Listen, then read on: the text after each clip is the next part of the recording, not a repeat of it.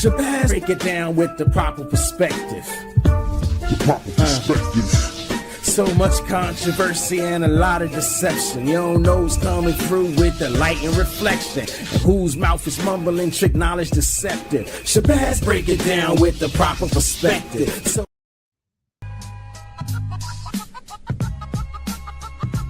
Hotep to the global African family. We're here to look beyond the smoke and mirrors, fit the missing puzzle pieces together, and gain a proper perspective on a few things. Now today, we're talking about a dangerous word salad that's been rotting in the underbelly of Black freedom discourse. Now we're going to cut through the technical quibbles to look at the bird's eye view. Because for too long, we've been too busy. And when you're this busy studying the feathers, you'll never see the vulture that's circling your head. So let's get into it. I think it is more important we do not quibble, or we stop quibbling over the intricacy and the utilization of terms like slavery versus colonialism or colonization. And instead, we should recognize that in fact the words are technically interchangeable. Or more importantly, they are quite literally two birds on the same wing. I'm sorry, two wings on the same bird. The bird of oppression. Or even better still, they are simply two tentacles on the same octopus. See, so what I'm saying, this should be a powerful, this should be a clarifying shift in perspective. When we get bogged down in the academic quibble over definitions or the cultural quibble over definitions, we often inadvertently create silos between experiences that are actually fueled by the same engine. So when we see the oppressor as an octopus, for instance, now this is a metaphor that is particularly apt because it illustrates that while the tentacles move differently and grab different things, they are controlled by the same central nervous system. Whether it is the extraction of labor, slavery, or the extraction of land and sovereignty, colonialism, the objective remains the same: the expansion of power and the dehumanization of the quote-unquote other, and that would be us black folks in both hemispheres. So why arguing for, why getting bogged down into the distinction between colonialism and slavery? Here's why it failed. Focusing too heavily on the technical differences can actually obscure the shared mechanics of oppression. We are both oppressed. We have both been oppressed. We both exist in an oppressive state. There is a shared infrastructure. Both systems rely on the same maritime route, the same banking institution, the same legal framework to justify the commodification and the dehumanization of human life. The goal is erasure. Now, both systems involve the systematic stripping of language, of culture, and history to make the subject, that would be us, to make the subject more manageable to the state. Now, yes, how complete that systematic stripping goes, how complete that systematic stripping went, again, we can quibble, we can recognize, we can say, well, it was more complete on our side. It was more complete on their side. Okay, I'll give grace within the specific system of slavery in the West. in the West, not just in the United States of America, but in the West. So that would be as far up as Canada, as far down as South America. There may have been more stripping away of language, more stripping away of culture, more stripping away of remembered history. But the erosion occurred in both hemispheres. The mere fact that nearly 0 African countries today have as their official language any of the languages coming from the ethnicities of that country testifies to this erosion, this dual erosion, their stripping of language. Now, I said nearly. Let's have the conversation we need to have. I said nearly.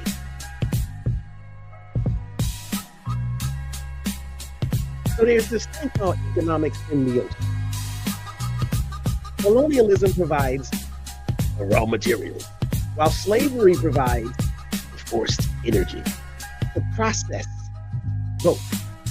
Different limbs, same global economic strategy. So let's go deeper. Let's flesh out this metaphor. The anatomy of the bird. If we use the 2 wings analogy, we see how they work in tandem to keep the system airborne. So you got wing number 1 and wing number 2. Wing number 1 can be slavery, wing number 2 can be colonialism. But what is the focus? Under the slavery wing, the focus is on the ownership of the body.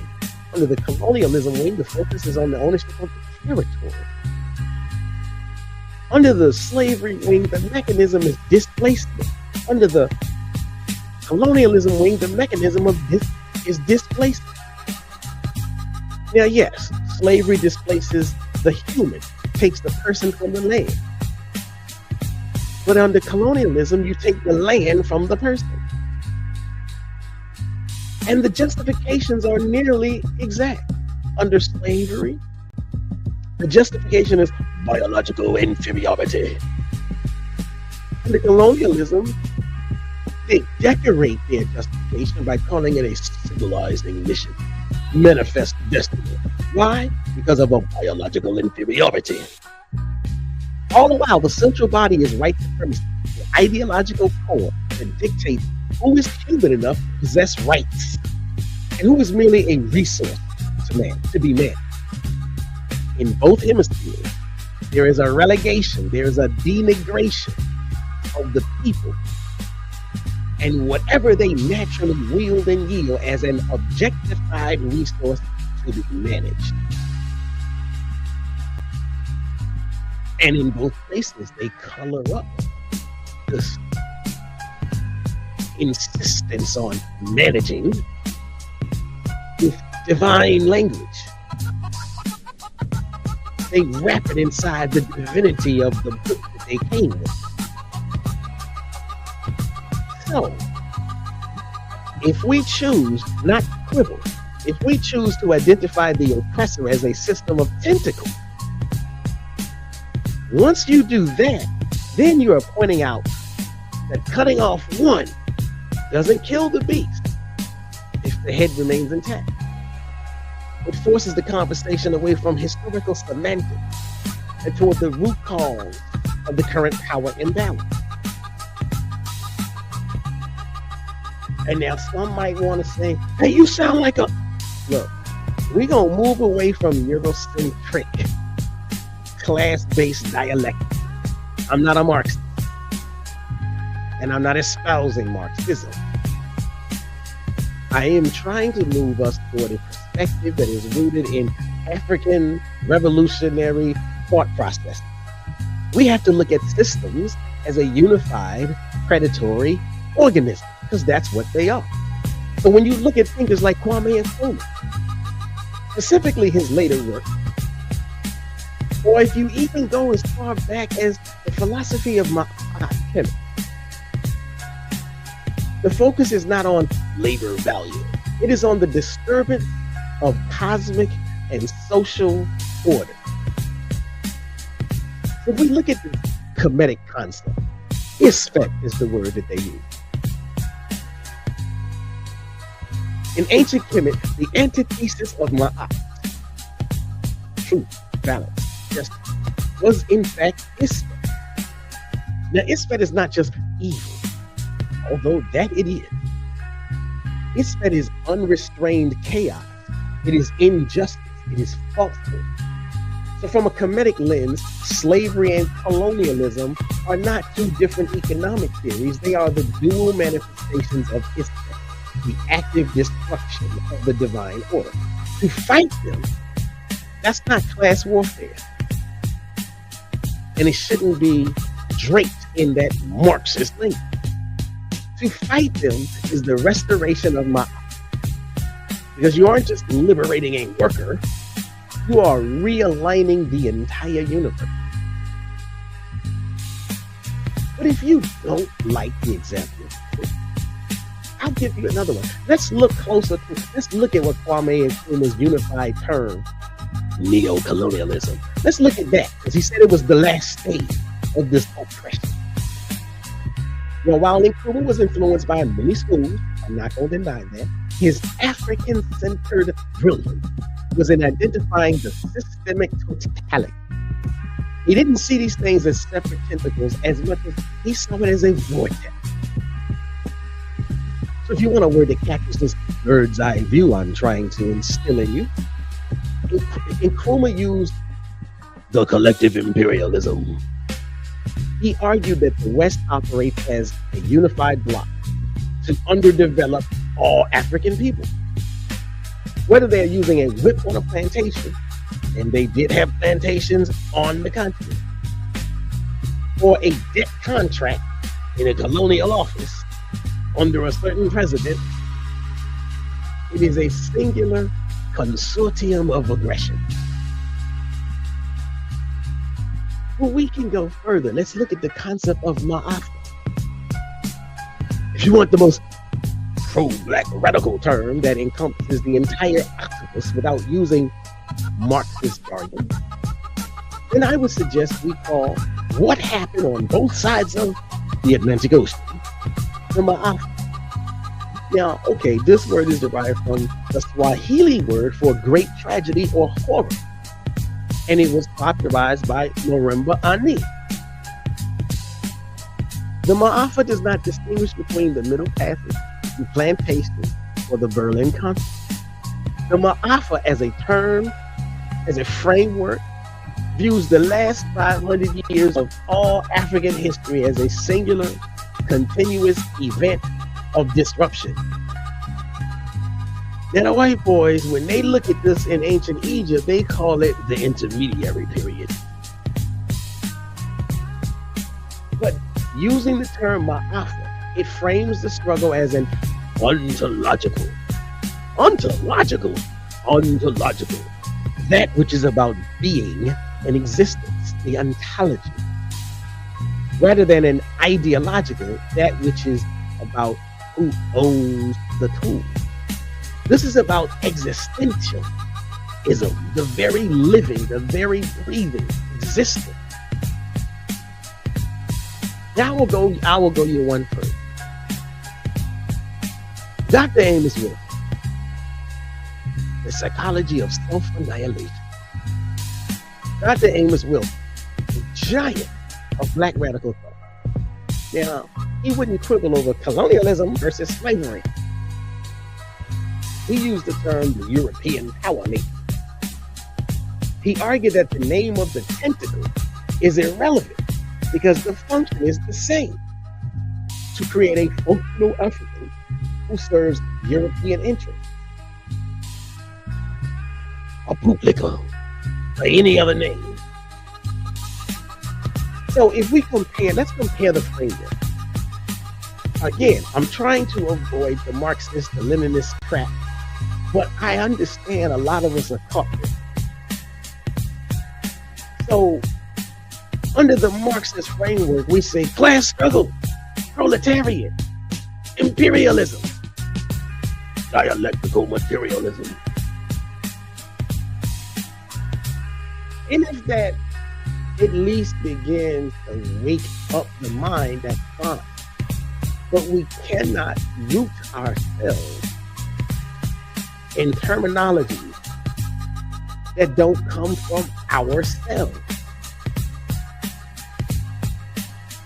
So I say we have to root ourselves in African-centered radical terminology. The restoration of Ma'at is what we need to be calling this fight, because it brings us both together. If you stay stuck in class struggle, what ends up happening is, well, you in a different class than I'm in, so you got to be against me. No, we're both trying to restore Ma'at, balancing the world against chaos. The global African family, because that is what we are. Our identity is based on a shared destiny, a common enemy, a shared heritage, a shared experience, a shared horror. The Maafa, the total holistic experience of the great disaster. Now, I'll offer you another term, Sankofa consciousness, using the past to build a unified future. So if you choose to describe the octopus in a way that would make Nkrumah or Ture or even a Kemetic priest not in agreement, you would then be describing the Maafa, the systemic imposition of Isfet upon the African world.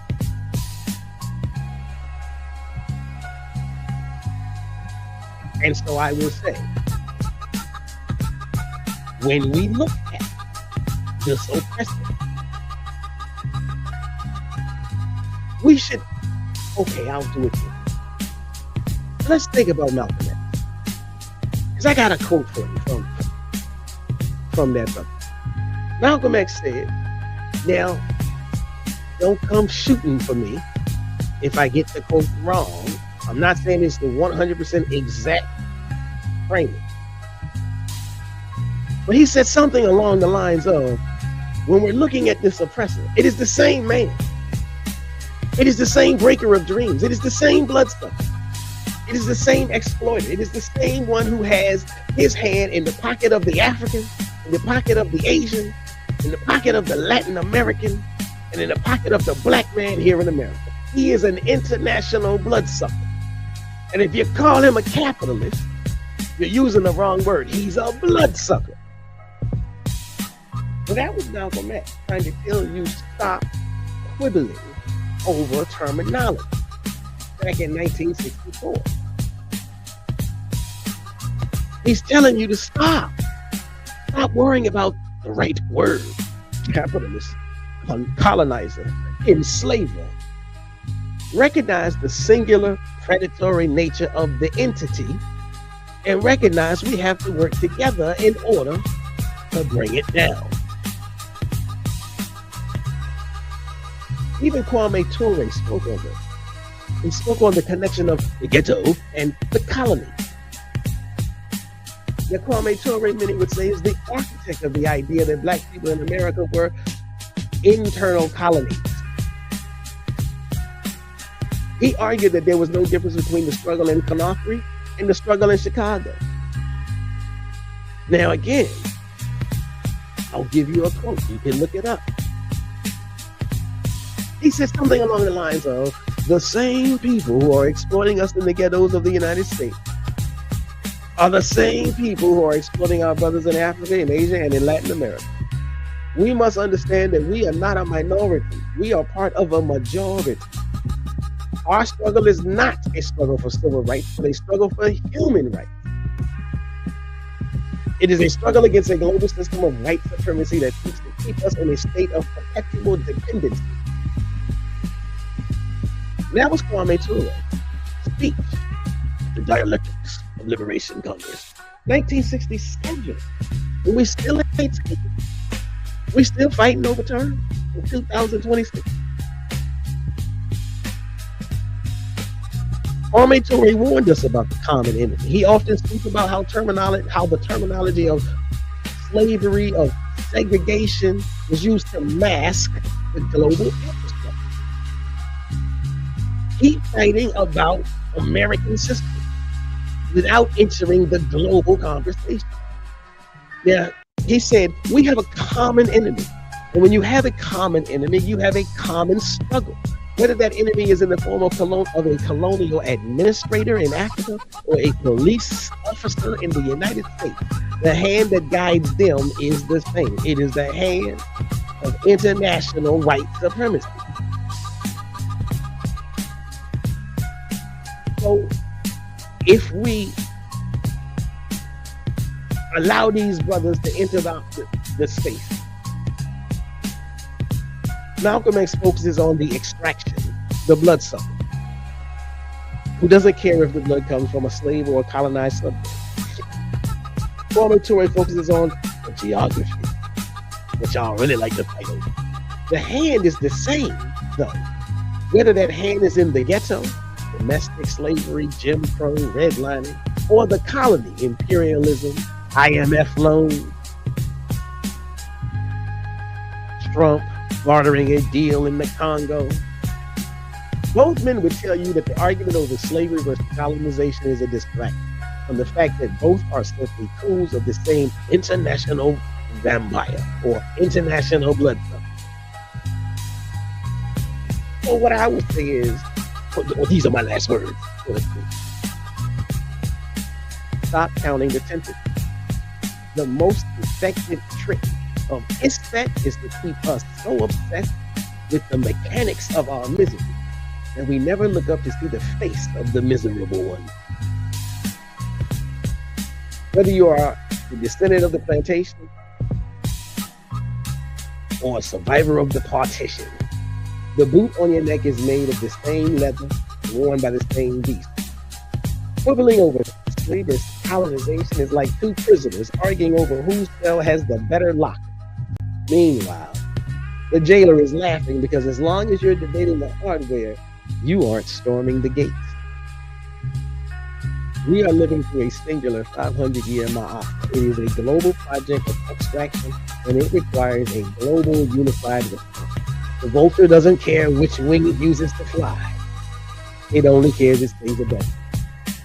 It's time we stop looking at the feathers. It's time we stop looking at the feathers and start aiming for the heart of the bird. Now, if you're tired of that dangerous word salad and you're ready for a bird's eye view on the struggle, then you're in the right place. Because we don't just analyze change. We study the iron that forges those changes. So do me a favor. Subscribe to At The Proper Perspective. Hit the notification bell to stay aligned with my aunt and help us dismantle the global power matrix one truth at a time. Rise up, stay focused, and hopefully we can keep the proper perspective.